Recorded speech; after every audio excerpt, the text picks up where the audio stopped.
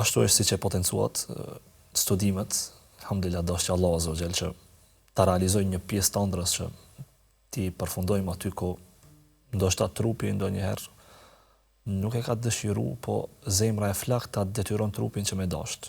E unë prej vogël, ëndër ka qenë veç një herë me pa.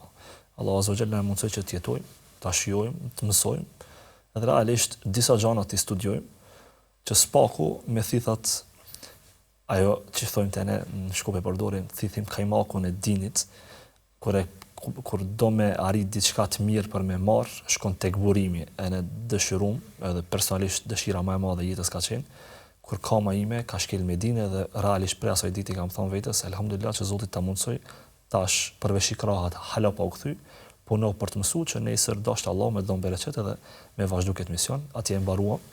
Në realisht shkum në Medinë në vitin 2018, po me disa përjashtime të vogla e përfunduam dikon në fund të vitit 2024, në fillim vitit 2025.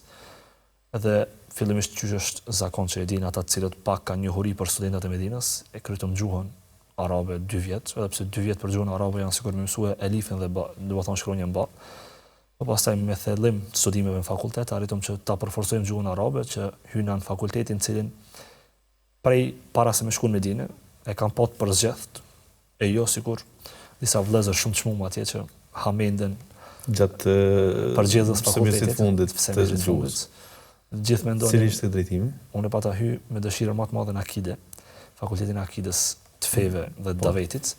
Dawu Suluddin, pastaj ndryshuan emrin akide, do të thonë edhe i vazhduam me disa terminologji të reja që i vendosën. Edhe elhamdulillah mundsoj Zoti që brenda 3 vite e gjys apo më pak e përfunduam, do të thonë atë ciklin e bachelor të fakultetit.